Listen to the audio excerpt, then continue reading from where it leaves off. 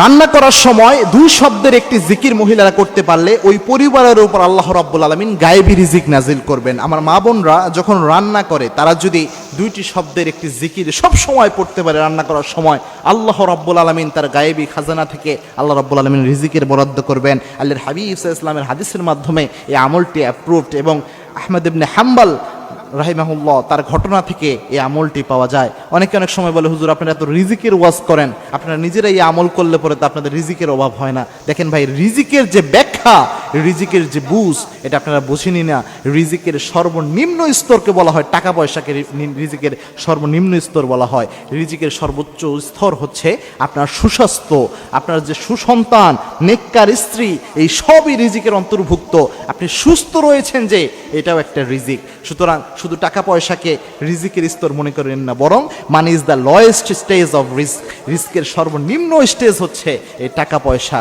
সুতরাং রিজিক যদি বৃদ্ধি করতে চান, মা বোনরা এই কাজটা করতে পারেন। সেটা হচ্ছে যখনই আপনি রান্না করছেন তখন ইস্তেগফারের আমল করবেন। ইস্তেগফারের আমল কত গুরুত্বপূর্ণ আল্লাহর হাবিব সাল্লাল্লাহু আলাইহি ওয়াসাল্লাম জানিয়েছেন, মাল্লাজিমাল ইস্তেগফার, ইস্তেগফারের সাথে যে ব্যক্তি লেগে থাকে, তিনটা পুরস্কার আল্লাহ রাব্বুল আলামিন তাকে দান করেন।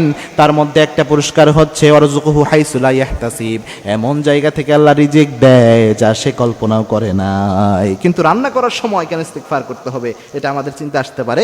আহমদ ইবনে হাম্বল রাহিমাহুল্লাহ যুগ শ্রেষ্ঠ একজন মুহাদ্দিস ছিলেন। তিনি একদা হাদিস তালাশের জন্য তিনি ঘর থেকে বের হয়েছিলেন, তিনি খোঁজা শুরু করছিলেন হাদিস। তো এক জায়গায় তিনি রাতের বেলায় তিনি চিন্তা করলেন, এই জায়গায় রাতের বেলায় এশার নামাজের পরে মসজিদেই তিনি থাকার চিন্তা করলেন। কিন্তু মসজিদের যিনি খাদেম ছিলেন, তিনি ইমাম আহমদ ইবনে হাম্বলকে চিনতে পারেন নাই, যিনি জগৎ বিখ্যাত মুহাদ্দিস। তিনি বললেন, না, মসজিদে রাতের বেলায় থাকা যাবে না, আপনি অন্য কোথাও যে অবস্থান করেন।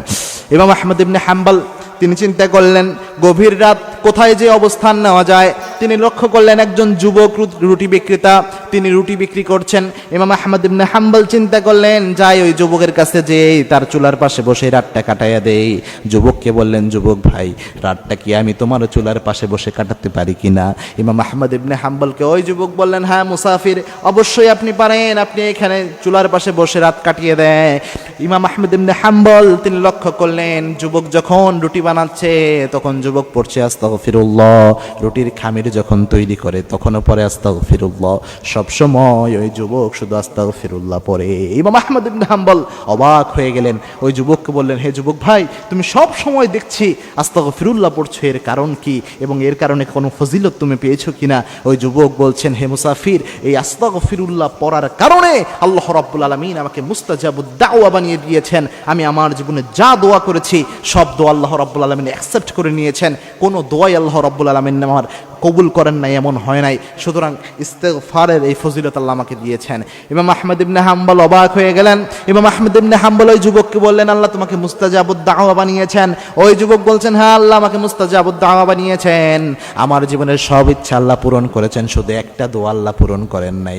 ইমাম আহমদ ইবনে হাম্বল বললেন, কোন দোয়া আল্লাহ তোমার পূরণ করে নাই? ওই যুবক বলছেন, আমি আল্লাহর কাছে দোয়া করেছিলাম এই জামানার শ্রেষ্ঠ আলেম, শ্রেষ্ঠ মুহাদ্দিস ইমাম আহমদ ইবনে হাম্বলের সাথে যেন আমার একটা সাক্ষাৎ হয়ে যায়। এই দোয়াই আমার আল্লাহ আমার কবুল করে না, এই দোয়া আল্লাহ রাব্বুল আলামিন অ্যাকসেপ্ট করে নাই।